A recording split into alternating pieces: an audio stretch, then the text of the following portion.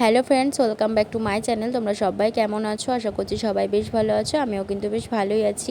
তো ভিডিওগুলো যখন এডিট করছি না, তখন ভাবছি যে দিনগুলো কি তাড়াতাড়ি পেরিয়ে যায় না। ভালো দিনগুলো মানুষের খুব তাড়াতাড়ি চলে যায়। আর মানে একাকিত্বের জীবনটা খুব তাড়াতাড়ি আবার ফিরে আসে, যেটা আমার হয়ে থাকে। বাড়িতে গেলে এই কত লোকজন, হই হুল্লোড়, এটা হয়ে থাকে। আর ঠিক শ্বশুর বাড়িতে চলে আসলে পারে এটা হয় যে একা একা থাকতে হয় 24 ঘন্টা, কেউ থাকে না, ঠিক মনের মতন মানুষ পাওয়া যায় না কথা বলার জন্য, এটাই হয়ে থাকে। তো যাই হোক, ওই সব কথা বাদ দাও। তো হচ্ছে বাড়িতে তো ছিলাম সেই দিনটা সন্ধ্যাবেলাটাতে, যেহেতু বৃষ্টি হচ্ছিল বলে আমরা আর কেউ বাড়িতে আসতে পারিনি। আমরা তো পারিনি, সাথে দাদা বৌদি, তারপর হচ্ছে পিসি, মামা, সবাই ছিল আর কি বাড়িতে। বুঝতেই পারছো, ভরপুর একদম ভরা আমাদের বাড়িটা ছিল। কিন্তু ঠিক আমরাও যখন চলে আসলাম, বাড়িটা পুরো ফাঁকা ফাঁকাও হয়ে গেল। এটাই হয় আর কি, দুদিনের জন্যই সবাই যায় ঘুরতে, বেশ মজা হয়, আবার চলে আসি, মন খারাপ হয়ে যায়। তো এইভাবেই তো মেয়েদের জীবন মানেই এইটা। তো মন খারাপ করেও আর কিছু করবার নেই। তো শুভ ছিল না সেই দিনকে, সারাদিন বাড়িতে গেছিলো কলকাতায়। স্যার ফোন করেছিল, কিছু একটা কাজ ছিল বলে কলকাতায় যেতে হয়েছিল। তো কলকাতা থেকে আস্তে আস্তে ওর মোটামুটি ওই 7:45 কি 8টা মতন বেজে গিয়েছিল বলে আমাদের আর যাওয়া হয় না। সেদিনকে খুব বৃষ্টিও হচ্ছিলো, যার জন্য আমরা কেউ বাড়িতে যেতে পারিনি। তো তারপরে আর কি শুভ বাড়ি আসবার পরও ফ্রেশ ট্রেশ হয়ে নিয়েছিল। তারপরে আমি গেছিলাম একটু পিসি বাড়িতে।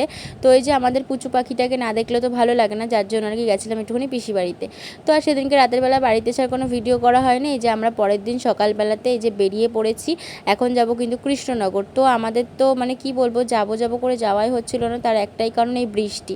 তো বৃষ্টির জন্যই আমরা আর কি আটকে ছিলাম এতদিন। যেহেতু এবার আমরা গাড়ি নিয়ে গিয়েছিলাম, সেটাই হচ্ছে মেইন সমস্যা আমাদের। তো গাড়িটা নিয়ে যাওয়াতে অনেক কিছুরই আর কি সুবিধে হয়েছে, কিন্তু একটা দিকে অসুবিধা হয়ে গিয়েছিল, এই যে বৃষ্টি। যদি ট্রেনে করে আসতাম তাহলে এতটা সমস্যায় পড়তাম না, যখন তখনই আমরা বেরিয়ে চলে আসতে পারতাম। মেন ব্যাপার হলো এটা। তো যাই হোক, বেরিয়ে রাস্তায় আমি সেমনভাবে কোনো ভিডিও করতে পারিনি, তার একটাই কারণ প্রচণ্ড পরিমাণে বৃষ্টি হচ্ছিল। থামতে থামতে আমাদের আসতে হয়েছিল, যেহেতু বুঝতে পারছো এখন হাইওয়ে হয়ে গেছে না।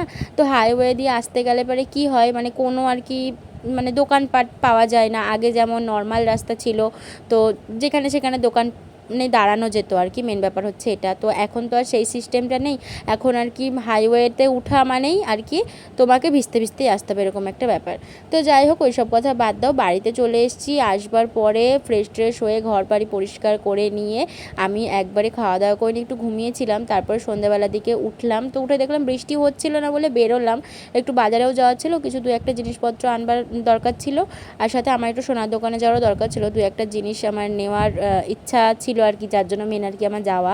তো যাই হোক, তো এই যে নেওয়া তো কমপ্লিট হয়ে গেছে, কিন্তু এখন এই যে বৃষ্টিতে আমরা ফেসে গেছি। এই যে এখন দাঁড়িয়ে রয়েছি বৃষ্টিতে, বাড়িতে যেতে পারছি না। আর কি করা যাবে বলো বন্ধুরা। তারপরে আর কি ওই বাজারের কাজ মিটিয়ে ভিজে ভিজেই বাড়িতে চলে এসেছি। এসে তো মানে মোটামুটি জামা কাপড় তো 2 ব্যাগ ছিলই, সাথে আবার এই যে বৃষ্টিতে ভিজে আসলাম সেই সমস্ত জামা কাপড়গুলোও রয়েছে, ওগুলো সমস্ত কিছু কেচে দিতে হবে।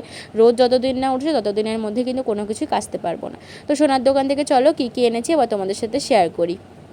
তো নেওয়ার মধ্যে মেন নিতে গিয়েছিলাম আমি আমার যে নুপুরটা ছিল, নুপুরটাকে চেঞ্জ করে আমি একটা নুপুর নিয়েছি নর্মালের মধ্যেই। আর হচ্ছে সাথে আরও একটা জিনিস নিয়েছি, সেটা অবশ্যই তোমাদেরকে দেখাবো।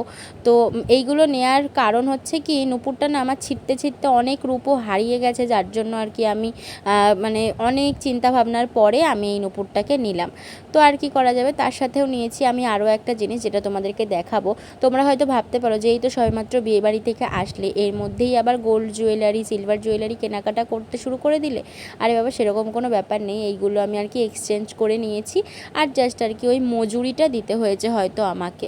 তো এছাড়া আমার আর এক্সট্রা কোনো টাকা লাগেনি। তো মেন নিয়েছি আমি একটা গোল্ড জুয়েলারিও নিয়েছি, সেটাও তোমাদেরকে দেখাচ্ছি। এই যে ভাইরাল যে তেঁতুল পাতা আর কি পেন্ডেন্ট বেরিয়েছে না এখন, সেইগুলো আমি একটা নিয়েছি আমার একটা আংটি চেঞ্জ করে, যেহেতু আমার আংটিটা ভেঙে গিয়েছিল তার জন্য।